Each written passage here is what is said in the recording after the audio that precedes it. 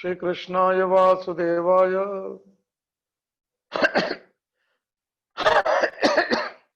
हरये परमात्मने प्रणतः क्लेशनाशाय गोविंदाय नमो नमः। अखंडमंडलाकारं व्याप्तं येन चराचरं तत्पदं दर्शितं येन तस्मै श्री गुरुवे नमः।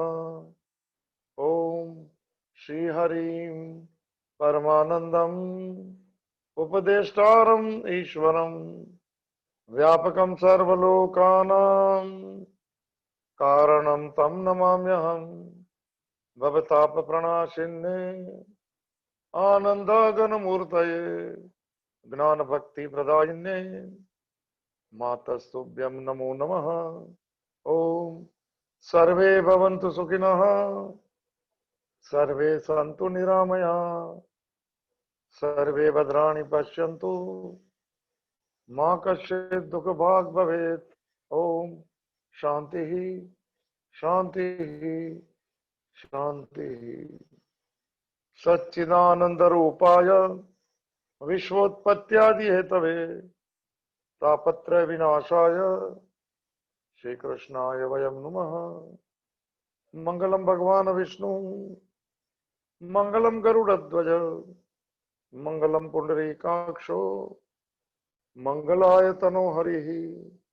जे स्वरूप समझ्या विना पाम्यो दुख अनंत समझाव्યું જે પદ નમું। શ્રી સદગુરુ ભગવંત અજ્ઞાનમ પ્રભવમ સર્વમ જ્ઞાનેન પ્રવિલીયતે। ઓમ પ્રપન્ન પારિજાતાય સ્તોત્રવેત્રે કપાણયે જ્ઞાન મુદ્રાય કૃષ્ણાય ગીતામૃતમ દુહે નમઃ। હરિ ઓમ તત્સત હરિ ઓમ તત્સત हरि ओम तत्सत। श्रीमद् भगवत गीता भगवान द्वारा गवाયેલું દિવ્ય ગીત અ સોંગ ડિવાઇન। પુણે એકવાર પ્રવેશ કરીએ ડિવિનિટીની યાત્રામાં સદગુણો દ્વારા અને દુર્ગુણને જીવનમાંથી વિદાય આપીને યાત્રામાં પ્રવેશ કરીએ। મોક્ષની યાત્રામાં પ્રવેશ કરવાનો છે, બંધનમાંથી છૂટીને મોક્ષની યાત્રા। असुरी गुणों दुर्गुणों दुराचार પોતાને માટે અસુરીનો શબ્દ છે, અસુર શબ્દનો અર્થ અસુસુ પ્રાણેશુ રમંતી સૈતિ અસુરા। જે વ્યક્તિ કેવળ ઇન્દ્રિયો ને પ્રાણોનું પોષણ કરવામાં જ લાગેલો છે એનો અર્થ એમ છે કે સંયોગજન્ય સુખ આ મળી જાય, સંયોગ થાય તો મને સુખ મળે, એ સુખમાં જ જે આસક્ત છે તે મનુષ્યને જેનો ઉદ્દેશ પરમાત્માને પ્રાપ્ત કરવાનો નથી, જેઓ શરીર ધારણ કરીને કેવળ ભોગ ભોગવા ઈચ્છે છે તેઓને અસુર કહેવાય છે ને એવા લક્ષણ વાળાને આસુરી સંપત્તિ ભગવાને કીધી છે। આ એની ટેકનિકલ ડેફિનેશન છે। પ્રવેશ કરીએ આપણે પૂર્ણ એકવાર 16મો અધ્યાય દેવાસુર સંપત્તિ વિભાગ યોગ નામ। આસુરી સંપત્તિનું લિસ્ટ અપાયેલું છે। આપણી ગળતુતીમાં હોઈ શકે, હું પણાને મારા પણાને કઈક સુખ મેળવવાની ઈચ્છાઓની ભ્રાંતિઓ જે છે એ લઈ જાય છે આ યાત્રાની અંદર। એ લોકો ઈચ્છે છે કે મને કઈક સુખ મળી જાય તો મારું દુઃખ દૂર થઈ જાય, પણ એને ખબર નથી દુઃખ વધારે વધતું જાય સાહેબ, દુઃખ વધારે વધતું જાય, પણ લાગે કે કઈક સુખ મેળવી લેવાય। શ્રીમદ ભાગવત નો એક શ્લોક છે સાહેબ, રામસુખદાસજી સાથે હું ચાલુ છું આ વખતે હવે ભગવદ ગીતામાં। એમાં 11મો સ્કંદ છે ને 3જો અધ્યાય છે ને એનો 18મો શ્લોક છે સાહેબ।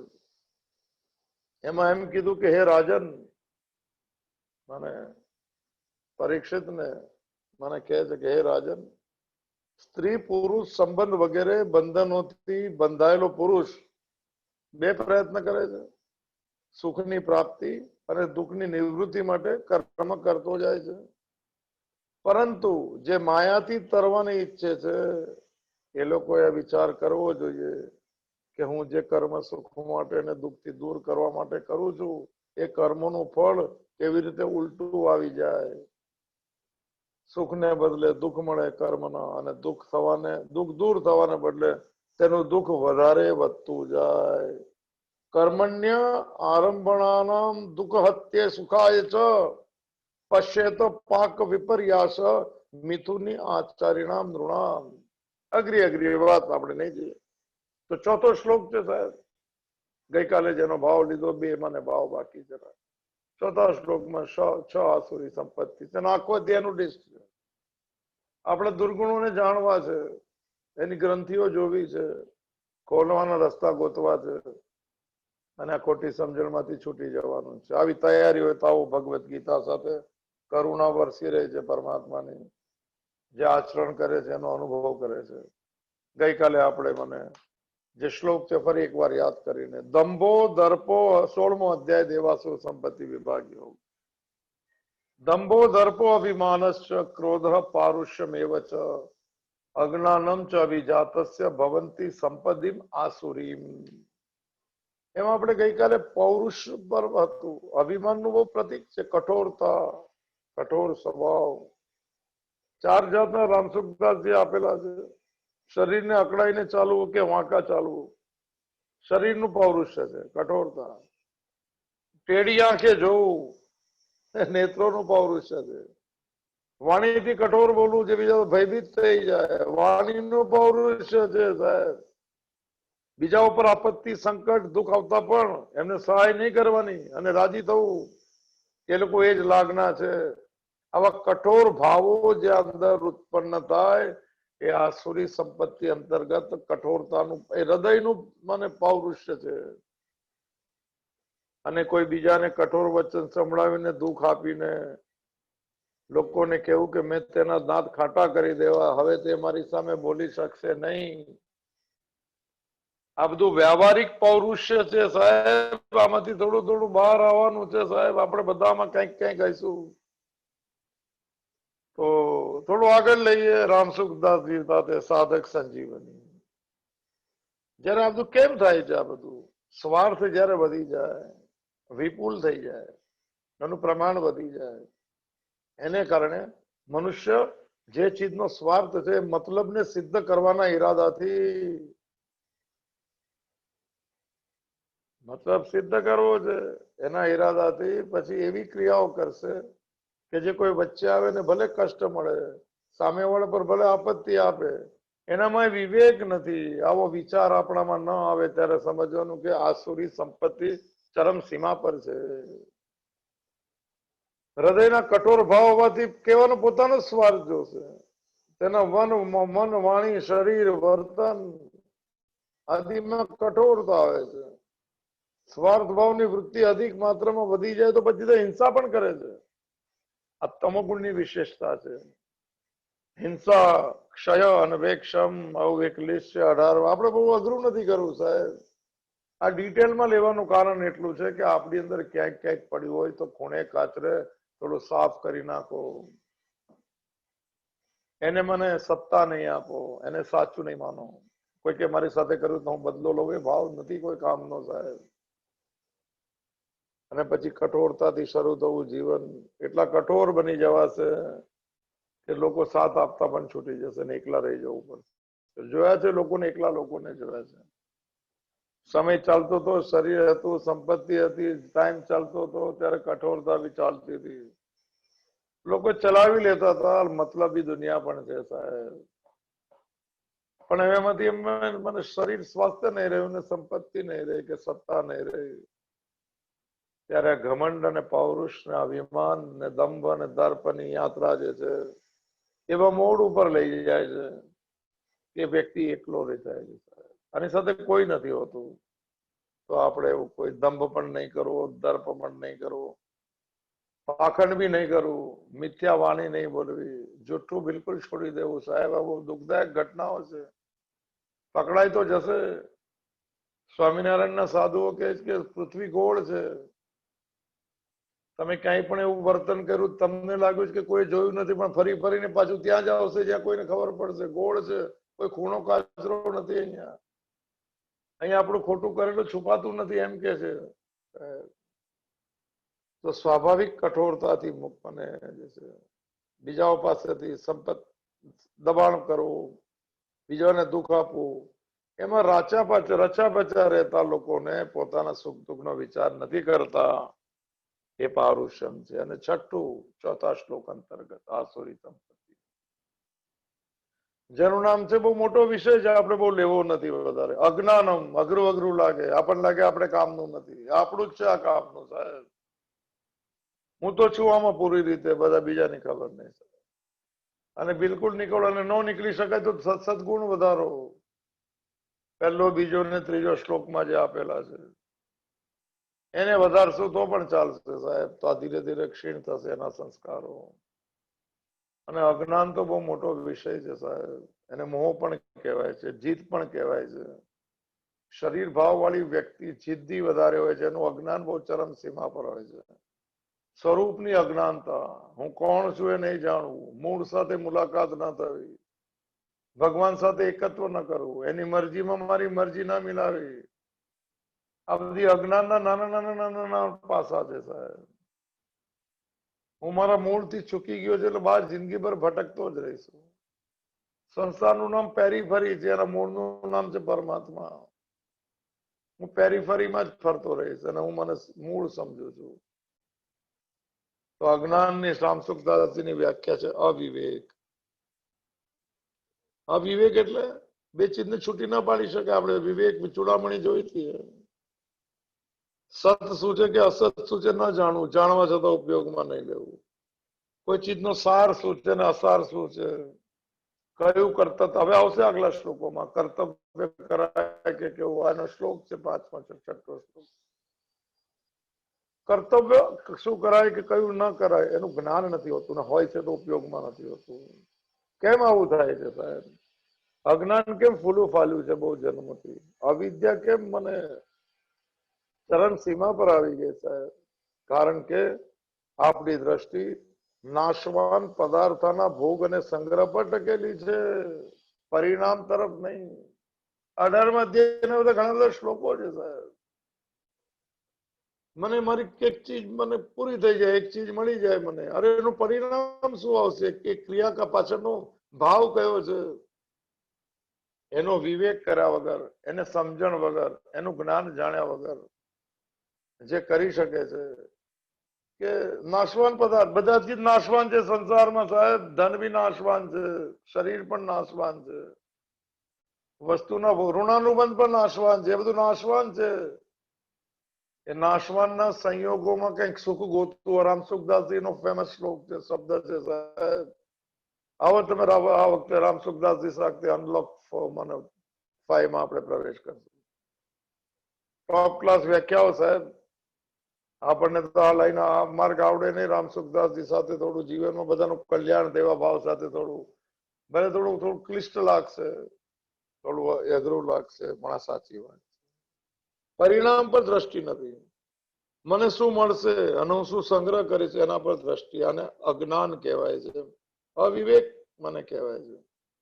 એવો વિચાર ના આવી શકે અજ્ઞાનીમાં કે આ નાશવાન પદાર્થો ક્યાં સુધી અમારી સાથે રહેશે, અથવા અમે ક્યાં એની સાથે રહીશું. હું પણ જઈ શકું છું, આ પણ જઈ શકે એમ છે, પણ એક ન જવા વાળું પરમાત્મા તો મારી સાથે રહેશે, તો એની સાથે મુલાકાત કેમ નહીં કરું? બધા કર્મો કરતા કરતા. આને વિવેક કહેવાય. અને વિવેકહીના પશુ બી સમાના. પશુ વૃત્તિ છે અસુરમાં પણ. અસુરનો શબ્દ જે છે, પરમાત્માને પ્રાપ્ત કરવાનો જેનો ઉદ્દેશ નથી, ખાલી શરીર ધારણ કરીને ભોગ ભોગવવા ઈચ્છે ને અસુર કહેવાય છે. આ ટેકનિકલ ડેફિનેશન સાહેબ. તો જે સુખ જેવું એને લાગે છે અને શરીર તથા ઇન્દ્રિયોમાંથી એને દુઃખ મળે છે. પ્રયત્ન સુખ માટે છે, પરિણામ એનું દુઃખથી છે. યદ અગ્રે અમૃતોપમમ પરિણામે વિષમિવમ તત્ સુખમ રાજસમ સ્મૃતમ.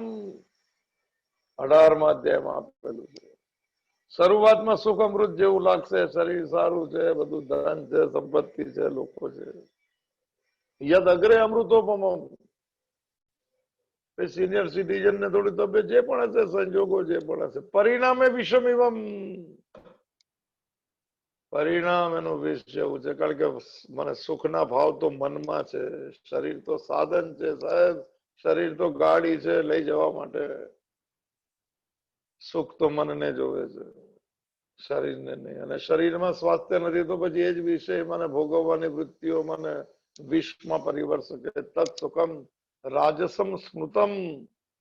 આવી સુખની માન્યતા વાળાને રાજસિક સુખ કહેવાય છે. અને ભગવદ ગીતામાં 3 શબ્દ લખાયેલા. રજોગુણનું ફળ દુઃખ છે, તમોગુણનું ફળ અજ્ઞાન છે. વધારે અજ્ઞાન, જીદ વધી જાય સ્વભાવની, પોતે સાચા જેવું લાગવા લાગે. આ સંસારી માન્યતા અજ્ઞાનનું જોરદાર પ્રતીક છે. એમ પૂછે કોઈ સાધના કરો તમે સંસારી શું? આ જબરજસ્ત અજ્ઞાન સાહેબ. એ બધી યાત્રાઓ જે છે કે એને કોઈ એવો વિવેક નથી હોતું કે શું પરિણામ આવશે, જીવનના અંતકાળમાં હું ક્યાં પહોંચી છે. તો શેમાં આપણે જીવન અજ્ઞાનીનું જાય છે? માનમાં, બડાઈમાં, સુખમાં, આરામમાં, કંઈક ધન મળે, સંપત્તિ મળે, કોઈ પ્રલોભનો, કોઈ ગાજરો દેખાતા હોય, અને પ્રલોભનની અંદર કોઈ ખોટા કર્મ પણ કરી નાખે જે નિષેધ કર્મો છે. પછી જીવનભર ફળ ભોગવવું પણ પડે છે. અને પછી તેમને માટે દુનિયા અને મને અનર્થકારી થઈ જશે. જીવવા જેવું નથી રહેતું. એ ઘણા આપણે જોયા છે દાખલાઓ છે. થોડું સમજણ સાથે જીવન જીવીએ મૂળ સાર એટલું. અઘરી વાત નહીં કરવી. અજ્ઞાન સમૂહનું નામ છે. એવી માન્યતા જેનો સાચી જ માનું છું. આવા શાસ્ત્રના કોઈ મને વાક્યો મને એમાં અસર કરે. મને એનું બીજ એટલું બધું સખત છે અજ્ઞાનનું. એમાં કોઈ નાના ઉપદેશ એમાં પ્રવેશ કરતા નથી, પણ એક નિષ્ઠા બંધાઈ જાય, કોઈ લક્ષ્ય બંધાઈ જાય, કોઈ કૃપા કોઈની થઈ જાય, અને શાસ્ત્ર ને કૃપા વાળી વાતો સંતોની સાચી લાગવા માંડે. ત્યાંથી શરૂઆત થાય છે. વિવેક આવવા લાગે, સાધના શરૂ થઈ જાય. આ આવરણ જે ખોટી સમજણનું, અજ્ઞાનનું દૂર થઈ જાય. પરમાત્મા તો ત્યાં જ હતો, ચિદાનંદ તો ત્યાં જ હતો. આજનું માતાજીનું વાક્ય છે. આવરણ દૂર થાય તેનો અનુભવ થાય. સાધનાથી પરમાત્મા ના મળે, સાધનાથી આવરણ દૂર થાય. મોડે કરજો શબ્દ. આજનું માતાજીનું વાક્ય છે, ફરી એકવાર જોઈ લો, કાઢવું મુશ્કેલ છે.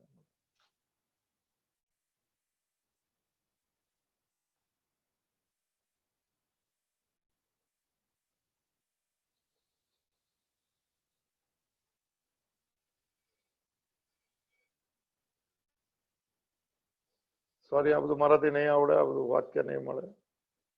મારે બધી ટ્રાય પણ નહીં કરવી જોઈએ. આઈધર વે તો સાધના કરવાનું મને પ્રેરણા થાય. સાધક બની જવાય. સાધ્ય કોઈ હોય તો સાધક બનાય, તો કોઈ સાધન છે. સંસારી સાધનમાં શું? તો આ 6 જે લિસ્ટ આપેલા છે એ ભવંતી અભિજાતસ્ય પાર્થ સંપત્તિમાં આસુરી. આસુરી ગુણ જે છે એને પ્રાપ્ત થયેલા મનુષ્યના ઉપરના લક્ષણ છે. શેને લીધે આ બધું થયું સાહેબ? આ રામસુખદાસજીના શબ્દ સાંભળી લો સાહેબ. મરણ ધર્મ છે શરીર, એની સાથે એકત્વ કરી લેવું કે હું છું, અને એવું માનવું કે હું કદી નહીં મરું, હું સદા જીવતો રહીશ અને સદા સુખ ભોગવતો રહી. એવી ઈચ્છા વાળા મનુષ્યના અંતકરણમાં આવા લક્ષણો હોય છે. શું વ્યાખ્યા સાહેબ? લખી રાખો તો મોડે કરી નાખો સાહેબ. મરણ ધર્મ છે. મરણ ધર્મ એટલે જવાના સ્વભાવ વાળું જે શરીર આગમ અપાય નો અનિત્ય છે.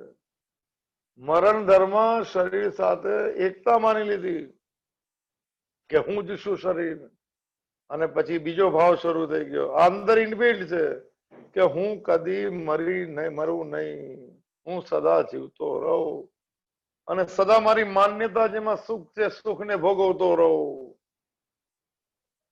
આવી ઈચ્છા જે અંદર રહેલા છે એવા મનુષ્યના અંતકરણના આ લક્ષણો છે જે ઉપર કીધા. દંભ, દર્પ, અભિમાન, ક્રોધ, પારુષ્યમેવ ચ, અને અજ્ઞાન. અભિજાતસ્ય પાંડવ. તો આ જે છે પ્રકૃતિની સાથે સંબંધ જીવનો પોતાનો માની લીધેલો છે નહીં સંબંધ. આપણો સંબંધ પરમાત્મા સાથે. જ્યાંથી રામસુખદાસજીની વાતો છે, પ્રાણોમાં મનુષ્યનો જેમ જેમ મોહ થતો જાય છે એટલે મનની ઈચ્છાઓમાં તેમ આસુરી સંપત્તિ વધતી જાય છે. આ લક્ષણો વધતા જાય છે અને લક્ષણો ચરમ સીમા પર પહોંચી જાય છે.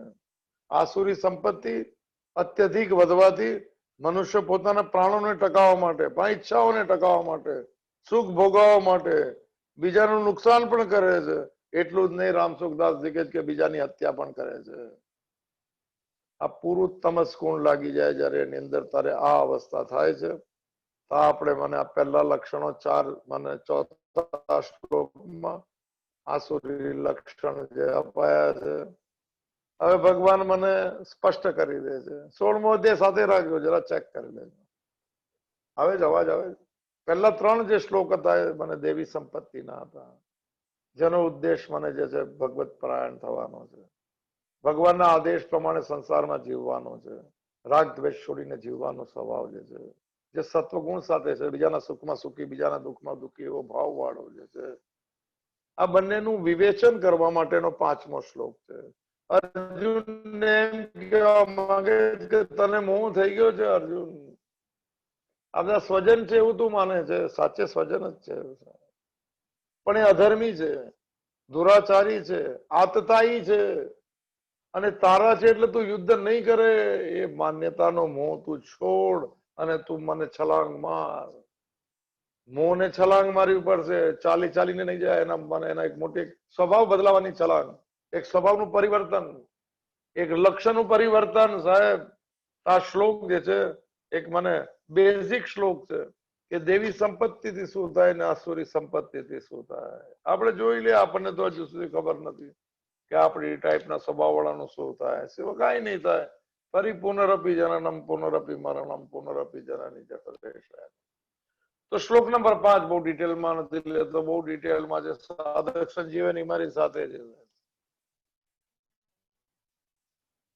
મૂર્છા આવી ગયો ને, સંજીવની એને ઝુંગાડે સાહેબ. શુક્રાચાર્ય અસુરો માટે જ બનાવી. અસુરોને દેવતાઓએ મને અમૃત પી લીધું, તેને કોઈ મારી ન શકે, અને આ લોકોને મારે તો અસુરોના દાનવોના જીવની ગોતી લીધી, એને સુંગાડો એટલે પાછો જીવતો થાય. કરતા રહો લડાઈ જિંદગી ભર. આ દેવાસુર સંપત્તિ લડાય છે અંદર, પણ અંદર સદગુણો કે આની સાથે જીવાય. અસુરી વૃત્તિ એમ કે થોડી મોજ કરી લે, થોડી મજા લઈ લઈએ, થોડું ભાઈ ભગવાન તો સાથે છે, પછી અંતકાળમાં કરશું. એ મોહ એને દૂર કરતો જાય અને છેલ્લે શરીર છૂટે ત્યારે એ જ વૃત્તિઓ સાથે રહીને ફરી પાછો પુનરપી જનનની યાત્રા શરૂ થઈ જાય. તો બંનેની ફળ બતાવ્યું છે આ 5મા શ્લોકમાં. અને પછી ધીરે ધીરે મને આસુરી સંપત્તિનું લિસ્ટ વધારે આપેલું છે. થોડું જોઈ લે. શ્લોક નંબર 5 16મો અધ્યાય છે. દેવાસુર, અવાજ જ નથી આવતો, અવાજ નથી આવતો. દેવાસુર સંપત્તિ વિભાગ અને હિનાબેન અવાજ આવે છે કે નહીં? ભાઈ અમને નથી આવતો, પેલો મેસેજ આપજો. એકદમ બરોબર છે. ચાલો વાંધો, આવે છે અવાજ? ચાલો વાંધો નહીં. તો શ્લોક નંબર 5 અને 16મો અધ્યાય. દેવી સંપત્તિ વિમોક્ષાય નિબંધયા આસુરી મતા મા શુચ સંપદમ દેવીમ અભિજાતોસ્મિ પાંડવ. પાંડવ સંબોધન 2-3 વાર મારા ખ્યાલથી 11મા અધ્યાયના 55મા શ્લોકમાં પણ છે. મત કર્મ કૃત મત પરમ મદ ભક્ત સંગવર્ધિતમ નિર્વૈર સર્વ સમામેથી પાંડવ. ભાઈ અવાજ નથી આવતો. હિનાબેન એમ કે છે તમે ચાલુ નથી કે ભાઈ એમનામાં કઈ ગડબડ હશે. અચ્છા, આવે જ ને અવાજ પણ બરોબર છે. બરોબર. એમના ફોનમાં કઈ ગડબડ હશે. Okay okay. બધા નવા છે ને. આ શું નિશા આનંદપુરા બેને શું લખ્યું જરા? ઓકે છે, આવે છે એમ કે છે. ઓકે. હરિઓમ, ધન્યવાદ. આ રાખેલું જ ભાઈ dongle GO5 perfect sound. Shilpa Shah to everyone. આ રાખેલું જ ભાઈ ડોંગલ જે છે, કોને આને શું કહે, GO5 છે. આ GO5 બતાવો છે ભાઈ. Voice is proper. ધન્યવાદ. લા પડી ગયું આપો તો જો. આપણું બધું કામ નહીં આપતા સાધનો આપણને પડી ગયા તો હરી ઓમ. તો પાંચમો શ્લોક, દેવી સંપત્તિ વિમોક્ષાય. આ ફળ બતાવી દીધું કે સદગુણ જીવનમાં છે તેનું ફળ શું છે. તો તેને દેવી સંપત્તિ, દેવી સંપત્તિ વિમોક્ષાય. વિમોક્ષ બહુ મોટો શબ્દ છે. વિશેષ રૂપે ન મોક્ષાય. મોક્ષ એટલે મોહનો નીકળી જવું, પણ વિશેષ રૂપે સાધના કરીને. વી આવે એટલે સાધના, વિગત પણ આવે. મોક્ષ નું વિગત મોક્ષાય અને વિશેષ રૂપે ન મોક્ષાય. બે અર્થ લઈ શકાય. મોહ મને મોહ આજ અજ્ઞાન છે. દંભો દર્પો અભિમાન આ બધી મોહની યાત્રા છે. સેલ્ફ હિપ્નોટાઇઝ સાહેબ. ક્રોધ આવી જાય એમાં ખોટું શું છે? માન્યતા સાચી છે, લોકોને સુધારવો પડશે. અરે ભાઈ આપણે આપણી હાલત શું છે સાહેબ? દેવી સંપત વિમોક્ષાય. દેવી સંપદા એટલે દેવી જે લક્ષણ જેનામાં છે એ મુક્તિ માટે છે. ફરી વિમોક્ષાય બહુ ડિટેલમાં લૌકીને મને સમજાતું નથી. કોને કહેવાય? સ્વભાવ કેવો થાય તો આપણે સમજીએ દેવી સંપત્તિ. આપણે તો લિસ્ટ જોયું હતું. મારે ભગવાનની તરફ જ ચાલવું છે સાહેબ. ભગવાન તરફ ચાલવું એટલે ક્યાં ભાઈ? વૃંદાવન, કૈલાસ કે ક્યાં? જો ભગવાને કીધેલા માર્ગ ઉપર ચાલવું છે. મનની વૃત્તિને ત્યાં ચલાવી છે, શરીરથી નથી ચાલવાનું સાહેબ. સમજી લો આ શબ્દો. આ શાસ્ત્રના શબ્દમાં થોડું પકડ નથી આવતી. લોકો તીર્થસ્થાનમાં રહે છે, સારું છે, પુણ્ય મળશે સાહેબ, પણ વિમોક્ષ નું શું યાત્રા છે? મોક્ષની યાત્રા શું છે? મોક્ષ સંન્યાસ યોગ છે, છેલ્લો અધ્યાય ગીતાનો. વિષાદમાંથી મોક્ષ તરફ લઈ જવાની યાત્રા. મારે ભગવાનની તરફ જ ચાલવું છે. આવો ભાવ જેટલો સ્પષ્ટ રૂપે આવી જાય તેટલો તે ભગવાનની સન્મુખ થતો જાય સાહેબ. આ છે ભાવ. ખાલી ભાવ સંશુદ્ધિથી મનસ્તપ 17મા અધ્યાયમાં આવશે. ભાવની શુદ્ધિ. હું સંસારી છું પણ ભગવાનનો છું. ભાવ શુદ્ધ થવા લાગ્યો. અને પછી ભગવાનની મને સોંપેલું કર્મ ભગવાનની પ્રીતિ માટે કરું. ભાવ સંશુદ્ધિ નું કર્મ સંશુદ્ધિ. અને પ્રારબ્ધ ન બનવું એ ફળ મને ફળની મને થઈ ગઈ સાહેબ. તો સન્મુખ થવા લાગ્યો એમ કહેવાય. અને ભગવાનની સન્મુખ થવાથી શું થશે? સંસારી ભાવ જે રહેલા છે એ થોડા થોડા નીકળતા જશે. એનાથી વિમુક્તા આવશે. ભાઈ જો આ એક ફેસિંગ છે ને એક પીઠ છે સાહેબ. હું ભગવાનની તરફ એટલે એમ કહેવાય કે મારી મુખે તરફ છે, ફેસિંગ છે. હાલો. અને જ્યાં હું ભગવાન તરફી હોઉં ત્યારે મારી પીઠ છે ને સંસાર તરફી હોય. અને હું સંસાર તરફ સન્મુખ હોઉં તો મારી પીઠ પરમાત્મા તરફ હોય. શબ્દ મોઢે કરજો જરા. સન્મુખ શબ્દનો અર્થ સતમુખ. આપણે બધા બહુ લાંબી લાંબી ભાષાઓ આપણે આવડે નહીં સાહેબ. તો ભગવાનની સન્મુખ થવાની પ્રેરણા જેનામાં આવી ગઈ. દેવી સંપત્તિના ગુણ થોડા આવવા લાગ્યા તો સંસારની મને આસક્તિ છૂટવા લાગે ને સંસારની વિમુક્તા કહેવાય છે. પછી જેટલા આપણા દુર્ગુણ દુરાચાર કે છે અને શબ્દ દુર્ગુણ ને દુરાચાર સાથે શબ્દ છે એ ઓછા થવા લાગે. જો વિમોક્ષ કેવી રીતે થાય. અને પછી એ ઓછા થવા લાગે.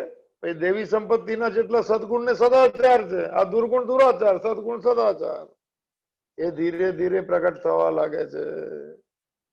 આવું કરવાથી શું થાય? તો ભક્તોમાં એવું થયું છે ને થાય છે. જે ભક્ત બનવા લાગશે અથવા સાધક બનવા લાગશે એને ભગવાનમાં અને ભગવાનના નામમાં. નામ એટલે એનું નામ જય સ્વામિનારાયણ, જય મહારાજ કૃષ્ણ, શ્રી જય શ્રી રામ, ઓમ નમઃ શિવાય. આમાં રુચિ થવા લાગશે. આપણને રુચિ થાય ને આ બધી ચીજમાં તો બી સમજો કે થોડા મને સદગુણ સદાચાર આવ્યા છે સાહેબ. ભગવદ ગીતાનો એક અધ્યાય વાંચો તો સમજો સદગુણ સદાચાર આવ્યા છે. એટલી સંખ્યામાં દુર્ગુણ દુરાચાર ઢંકાયેલા છે. ભગવાનના નામ આસક્તિ થવા લાગે ભક્તને.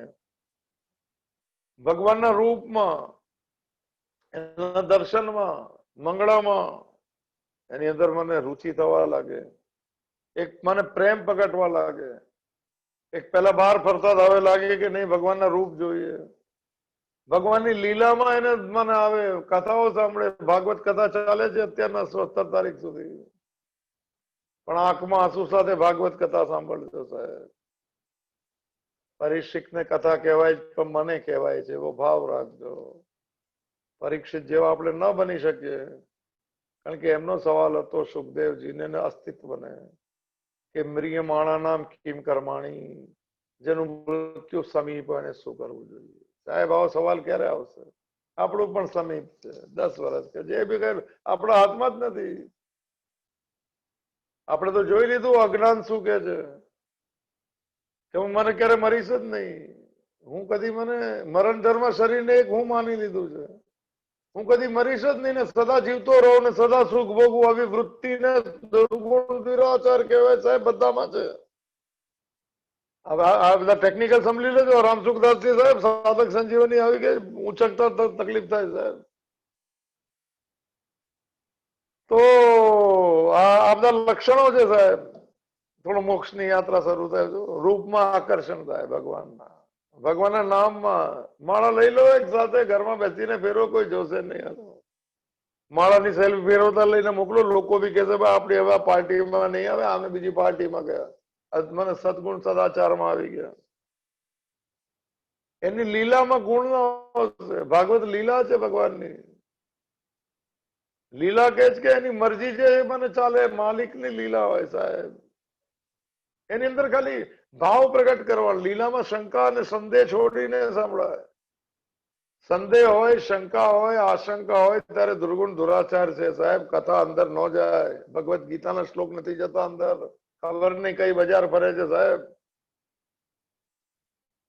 કારણ કે દુર્ગુણ દુરાચાર આ યાત્રામાં પ્રવેશ કરવા દેતા નથી. આ યાત્રા શરૂ થાય ત્યારે દુર્ગુણ દુરાચાર પ્રવેશ કરતા નથી. લીલામાં રસ આવે સાહેબ. અને ત્યારે લાગવા લાગે કે હું ભગવાનની લીલાનો પાત્ર છું. ત્યારે સદગુણ સદાચાર હોય ત્યારે હું ભગવાનનો છું ને ભગવાન મારા છે, એનો ભગવાન માટે જ છું. હું સંસારનો નથી, સંસાર મારો નથી, અને હું સંસાર માટે નથી સાહેબ. અઘરી વાત. અને આપણે જે સંસારી સમજીએ એમાંથી જ બધાએ કરવાનું છે. સાધુઓ બી સંસારમાં જન્મ્યા છે ને સંતો બી સંસારમાં જન્મ્યા છે ને ભગવાનના અવતાર બી સંસારમાં જ જન્મે છે. પણ એ સંસાર ભગવાનનો છે, મારો નહીં સાહેબ. હું તો એને સોંપેલું કર્મ એની પ્રીતિ માટે કરું. આટલી જ યાત્રા છે. ગીતાનો કર્મયોગ પણ આ જ છે સાહેબ. લીલામાં આકર્ષણ થવા લાગે, મજા આવે સાહેબ. આપણે બહુ સાંભળી જ કથા. આકર્ષણ હતું, હવે છૂટી પછી ભગવાનના ગુણ ચરિત્ર વગેરેમાં રુચિ થવા લાગે સાહેબ. અને પછી સંસારની વાત આવે ત્યારે અરુચિ ન થાય, પણ એમ લાગે કે એવોઇડ કરો, ઉપેક્ષા કરો. આ એનું ફળ છે. આપણે જેમ જેમ શરૂ કરીએ ત્યારે હું આપણે અંદર ગમવા લાગે સાહેબ. 4 થી 5 પહેલા બહાર જતા હશું તો એમ લાગે થોડું સાંભળી લઈએ. ભાગવતની કથા હોય તો ભાગવત સાંભળો, સંસ્કાર ચેનલ સાંભળો, આસ્થા ચેનલ સાંભળો. ન સમજાય સાંભળતા લાગો, ભજનો સાંભળો, જપ કરો, માળા ઘરે લઈ લો. બહાર ન નીકળતા એ લોકો તો માળા રાખવી જોઈએ. આપણે ગઈકાલે જોયું તો માતાજીનું વાક્ય હતું, મંત્ર ચૈતન્ય પ્રગટ થશે સાહેબ. મંત્રના દેવતા ખુશ થશે. આ પામેલા લોકોની ભાષા છે, શાસ્ત્રમાં શબ્દ નહીં આવે મંત્ર ચૈતન્ય. શરૂ કરી દો, એક માળા સાથે રાખી લો. અને પછી આ બધી ચીજમાં જેટલું દ્રઢતા આવતી જશે, ભગવાનના નામ રૂપ લીલા ભક્તોની વાત છે. રામસુખદાસજી સાથે ચાલુ છે સાહેબ. જેટલો દ્રઢ થતો જશે ત્યારે ખબર પડવા લાગશે કે મારો પહેલેથી સંબંધ ભગવાન સાથે જતો. આ તો ઋણાનુબંધના સંબંધ હતા સાહેબ. બસ એટલું જ થાય. આસક્તિ બધી છૂટી ગઈ. આ દેવી અને મોક્ષ કહેવાય સાહેબ. સંસારી હું છું એ બંધન છે. મોડે કરો. આપણે તો આખું વિવેક ચૂડામણીના પંચકોશ વિવેક જોઈ લીધું, આખું એમાં જ હતું આ બધું સાહેબ. એ તો ભગવદ્ ગીતાનું પ્રકરણ ગ્રંથ છે. એ આવડી જાય તો ભગવદ્ ગીતા આપણે બધા નથી બોલતા એમ. પછી ખબર પડવા લાગશે કે ભગવાન સાથે મારું પહેલેથી સંબંધ હતો સાહેબ. આ તો બધા આવ્યા ને જવા વાળા છે, પેસેન્જરો. સંસારની સાથે શું હતું? માનેલો સંબંધ હતો. અજ્ઞાની સંબંધ માનતા હોય, બાંધતા હોય નહીં સાહેબ. બહુ જૂનો સંબંધ આપણા. ભાઈ ફોન નહીં ઉપાડ્યો કે શું થયું કે જવા દો ભાઈ, ફોન બી નહીં ઉપાડ્યો કે સોમવારે આવશે કે મંગળવારે આવશે. આ સામે બેઠા માનેલો સંબંધ. માનેલો સંસાર ને કહેવાતું શરીર બંને ખોટા. રામ સુખદાસજી કરો સાહેબ, હવે લો આવો આપણે ટોપ ક્લાસ પર છે. આપણી પાસે સાધક સંજીવની છે સાહેબ. હમ? હા બસ થોડું હમણે કીધું હાઈવે પર રનવે પર આવી જાય સાહેબ. પરમાત્માની કૃપાનો રનવે છે. તો સંસ્થાની સાથે જે માનેલો સંબંધ છે તે અંદર સાથે સાથે રહેવા છતાં પણ દૂર દૂર લાગશે. એમ લાગે કે દૂર જઈ રહ્યો છે સંસાર અને પરમાત્મા નજીક આવી ગયો છે. સાહેબ શું ભાષા છે સાહેબ. ત્યારે સમજવાનું કે દેવી વિમોક્ષ મોહ નીકળતો ગયો, અજ્ઞાન જતું ગયું, દુર્ગુણ દુરાચાર શાંત થવા લાગ્યા. હશે છે હજુ પડેલા છે. સદગુણ સદાચાર એટલા વધવા લાગ્યા કે એની સત્તા અને કોઈ સત્તા નથી એની. તો પછી આ મને દેવી સંપત્તિ કેવળ પોતાને માટે નથી. એનાથી શું થશે? દુર્ગુણ સદગુણ સદાચારથી જીવનનું પોતાનું પણ કલ્યાણ થશે ને બીજાનું પણ કલ્યાણ કરશે. એ માર્ગમાં આવેલા બધા જ મને યાત્રામાં જોડશે સાહેબ. जोत से जोत जगाते चलो और प्रेम की गंगा बहाते चलो. આ ગંગા વહ્યા હશે ભક્તિની, જ્ઞાનની, કર્મની અને યોગની. પોતાને માટે નથી, બધાને માટે, કલ્યાણ માટે કરશે. બધાનું મને ખ્યાલ રાખશે. આ મને મૂળ ભાવ છે, બહુ ડિટેલમાં છે પણ મારે લેવું નથી. તો આ મને એનું ફળ છે દેવી વિમોક્ષાય. અને નિબંધાયા અસુરી મત. ભગવાન હજુ મત મત શબ્દ વાપરે છે. અર્જુનને એમ ન લાગે કે બાકી સિદ્ધાંત ક્યાંથી લઈ આવો ભગવાન. આસુરી મત મારો મત છે, મારી માન્યતા છે, તો છૂટ છે માનવું કે નહીં માનવું. જો આ ભગવત્તા છે. આપણે તો કોઈ સમજાય કે આ સાચું આ સાચું, ભાઈ રહેવા દે ને, ઓલો સમજતો છે સાચું. ભગવાન કે મારું હું માનવું છે, તારે માનવું કે નહીં તારા ઉપર. જો આને ગુરુ કહેવાય. તે મને પૂછ્યું તો મેં તને આનો જવાબ આપ્યો. તારે માનવું કે નહીં માનવું તું સ્વતંત્ર છે. 18 શ્લોકમાં કહે છે જાઓ યથેચ્છસી તથા કુરુ. છેલ્લો શ્લોક ભગવદ ગીતાનો કૃષ્ણ દ્વારા, ભગવાન કૃષ્ણ દ્વારા, કે મારું આ સાંભળવાથી તારો શોક દૂર થયો કે નહીં, તારો મોહ દૂર થયો કે નહીં મારી વાત સાંભળવાથી. આટલું જ પૂછ્યું સાહેબ. મારી વાત સાંભળવાથી તે મારી વાત એકાગ્રતાથી સાંભળી કે નહીં, અને એની તારો મોહ દૂર થયો કે. આટલું બોલીને પ્રણામ કરી દીધા ભગવાને. તે અર્જુને કહી દીધું. પણ આપણે તો કઈ કે જવા દો, 6 વાગે કામ છે ને 5 વાગે જવું છે. અર્જુનને કીધું યસ સર, નષ્ટો મોહ અને સ્મૃતિ લતા. હિંમત હોવી જોઈએ સાહેબ. કૃષ્ણ તો રોજ પૂછશે કે મારી વાત એકાગ્ર ચિત્તે સાંભળી કે નહીં. આ વાંચવું પણ સાંભળવું છે. વાંચતાની કલા આવડી જાય ને તેને સાંભળવું કહેવાય સાહેબ. રજનીશને સવાલ પૂછેલો જયારે વારે ઘડી એમ કે આવું મેં સાંભળ્યું છે, આવું મેં સાંભળ્યું છે. તો લોકોએ કીધું કે અમે તમને સાંભળવા ક્યાંય ગયા જતા જોયા નથી. એને કીધું વાંચું ત્યારે મને શબ્દો સંભળાય છે સાહેબ. આ બધો એકાગ્રતા આવી જાય સાહેબ. પુસ્તકના શાસ્ત્રમાં રહેલા શબ્દો અંદર અંદર અવાજ આપતા જાય કે આ સાચું, આ સાચું. તો નિબંધયા અસુરી મત. બંધનમાં જ જન્મ મરણ નું કારણ છે આ. એને બંધન કહેવાય, જન્મ મૃત્યુના કારણ. જ્યાં સુધી મનુષ્યમાં એટલે આપણાની અંદર હું પણ ઓગળતું નથી ત્યાં સુધી નિરર્થક ન જનારા શ્રેષ્ઠ ગુણને ધારણ કરવા છતાં તેની મુક્તિ થતી નથી. કેમ નથી થતી? કારણ કે હું પણ ઓગળવું જોઈએ. સત્વગુણ રૂપી હું પણ નીકળવું જોઈએ, ઓગળવું જોઈએ. જ્યાં સુધી જો મોડે કરજો શબ્દ સાહેબ, રામસુખ સાધક સંજીવની લઉં છું સાહેબ. મારું શરીર જીવતું રહે ને મને સુખ સુવિધા મળતી રહે, આ પ્રકારના વિચારો અહમતા કહેવાય છે. બધામાં છે સાહેબ. હવે તો મને આજે ખબર પડી. બોલો, બહુ વર્ષ પહેલા સાધક સંજીવન લીધી હતી, 15 વર્ષ થઈ ગયું. મારું શરીર જીવતું રહે એ તો બધા એવું માને બી છે. મોટું આશ્ચર્ય પણ આ છે. અને મને સુખ ને સુવિધા મળતી રહે, ટાઈમ પર ચા પાણી નાસ્તો, ખબર નહીં. આ પ્રકારના વિચારોને અહમતા કહેવાય છે. અને ત્યાં સુધી ઉપરના દેવી લક્ષણ આવેલા હોય તો પણ એને મુક્તિનું કારણ નહીં બને. થોડું દ્રઢ થવું પડશે. આ હું શરીર છું ને જીવવું ને મજા કરું એ ભાવ નીકળી જવો જોઈએ. આ એ વાત તો ખરી છે કે ગુણો તેને શુભ ફળ આપશે. સદગુણ થોડા આવ્યા હશે તો આપણે બી સત્સંગ સાંભળે છે, પૂજા પાઠ કરીએ, સારા માણસ છે, દાન દક્ષિણા કરીએ છીએ તો પુણ્ય ફળ મળશે, પણ પરમાત્મા નહીં મળે, મુક્ત નહીં થવાય. જન્મ મરણનું કારણ છે ને અસુરી સંપત્તિ કહેવાય છે. જેવી રીતે કોઈ બીજને માટીમાં મેળવી દીધો તો માટી, જળ, હવા, સૂરજનું તાપ એ બધા ભેગા થઈને બીજને પુષ્ટ કરવા લાગે છે. આકાશ પણ તેના અવકાશ આપે. શું દાખલો છે સાહેબ? બીજમાંથી જે બીજ છે જાતિનું વૃક્ષ પેદા થાય છે ને તે વૃક્ષમાં તે જ જાતિના ફળ લાગે છે. એવી જ રીતે દાખલો જો અહમતા એટલે હું પણ હું પણ આમાં સંસારના સંસ્કાર રૂપી બીજ રાખીને શુભ કર્મ કરશે. તે શુભ કર્મ તે બીજને પુષ્ટ કરશે. બીજને અનુસાર કર્મ ફળ મળશે. તાત્પર્ય એટલું છે કે સકામ એટલે કામના સાથે જીવતા મનુષ્યની અહમતાની અંદર સંસારના સંસ્કારો પડેલા છે. તે મને જ્યાં સુધી પડ્યા હશે ત્યાં સુધી મુક્ત નહીં થાય, બંધન થશે, પુણ્ય મળશે.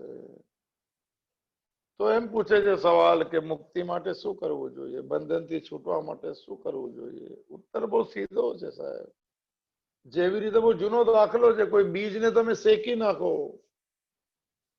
કે ઉકાળી દે, પાણીમાં ઉકાળી દો તો તે બીજનું અંકુર નહીં ફૂટે સાહેબ, ન ફૂટે. આજે સંસારી સંસ્કારો છે એને યા તો જ્ઞાનાગ્નિમાં બાળી નાખો સાહેબ, અથવા ભક્તિભાવની આંખના અશ્રુથી એને ભીંજવી દો પાણીની અંદર, તો શું થશે? અંકુર, બીજનું અંકુર નહીં બને. એ બીજને વાવવામાં આવશે તો પૃથ્વી તેને પોતાની સાથે મેળવી લેશે અને પતો જ નહીં લાગે કે બીજ ક્યાં ગયું, ક્યાં ગયા દુર્ગુણ, ક્યાં ગયા દુરાચાર, ક્યાં ગયા એ સંસ્કાર. ઘણી વાર આપણે બી થાય કઈ ભાષા બોલતા હતા ના જે કઈ ભાષા બોલે, ક્યાં ગયા એ સંસ્કાર, ક્યાં ગયા મને. અને આ જે કોટેશન છે શ્રીમદ ભાગવત નું છે, દસમ સ્કંદ નો 22મો અધ્યાય ને 26મો શ્લોક છે સાહેબ. વર્જિતા કથિના ધાના પ્રાયો બીજાય નેષ્યતે ન ઈષ્યતે. એને ભૂંજી નાખો કે ઓગાળી નાખો તે મને બીજ મને અંકુરિત થતું નથી. એવી જ રીતે થોડી સમજણના અગ્નિમાં એને ભસ્મીભૂત એટલે શેકી નાખો. બહુ ટોપ શબ્દ શેકી નાખો સાહેબ. તો મને થોડું થોડું નિબંધ થયા સુરીમાં. ફરી એકવાર વાક્ય વાંચીને પ્રણામ કરું. બહુ મોટો મોટો વિષય છે. મને તો લાગે છે કે બોલતા પણ લોકો કંટાળી જાય ભાઈ સાહેબ, કારણ કે એ લોકોને લાગે આપણી વાત નથી, આપણે એમાં છીએ જ નહીં, આપણામાં એવી આસક્તિ છે જ નહીં. ઘણા જણે મને કીધું અમારામાં આવી આસક્તિ છે જ નહીં સાહેબ. મેં કીધું આપણે પ્રણામ કર્યું. શરીરમાં ને પ્રાણોમાં એક પ્રકારની આસક્તિ હોય છે. થોડું જાણકારી લઈ લો. અંદર છે બધી બીડ લોહીમાં ગળતુંથી છે. શું હું સુખપૂર્વક જીવતો, રામ સુખદાસજી નો શબ્દ છે. કોઈ ચેક કરવું તો 1004 નંબરનું પાનું છે સાધક સંજીવન.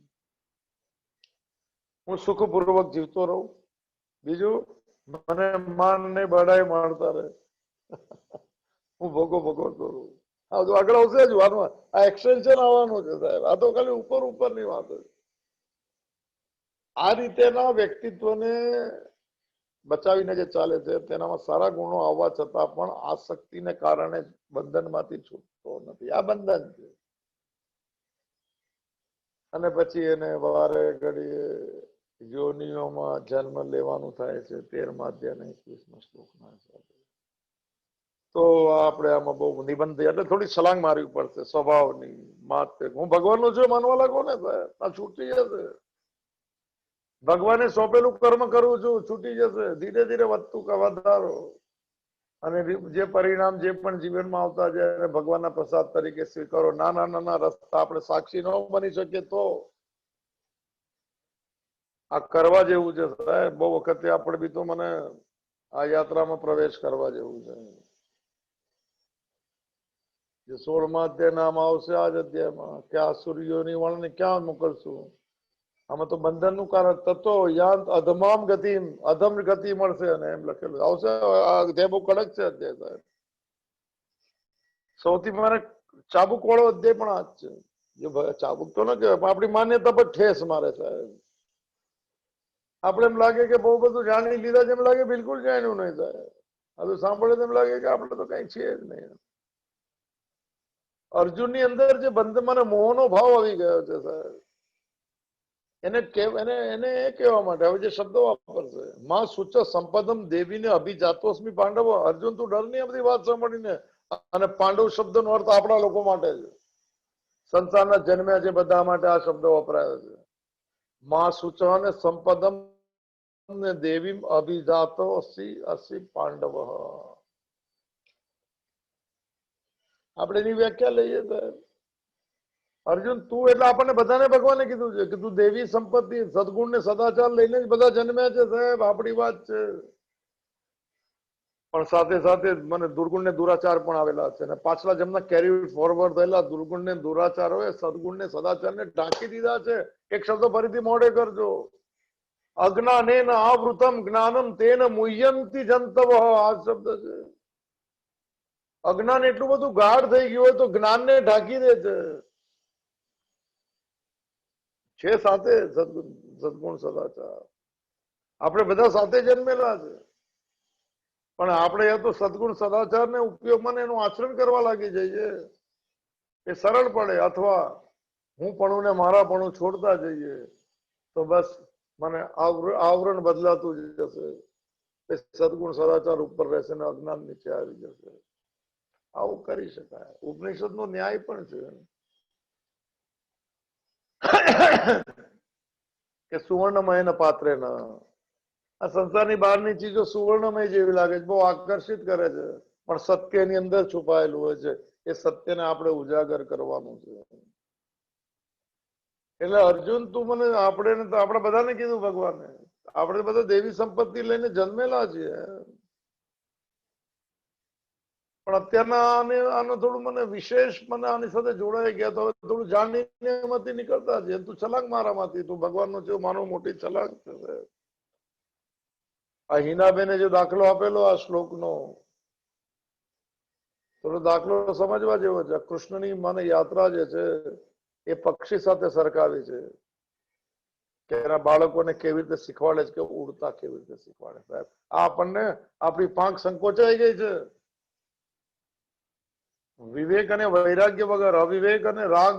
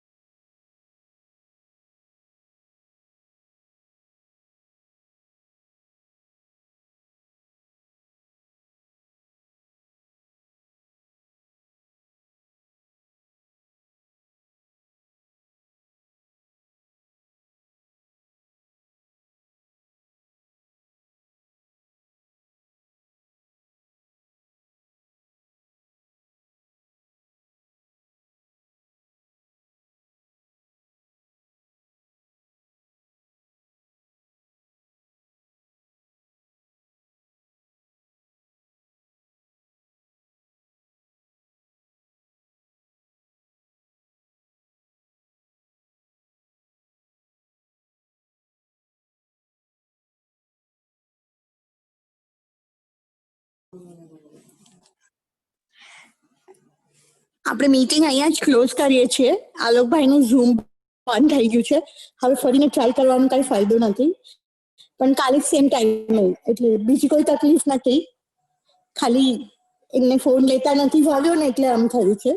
એટલે કાલે ફરીથી we are on at 4 o'clock. હું મીટિંગ એન્ડ કરું છું.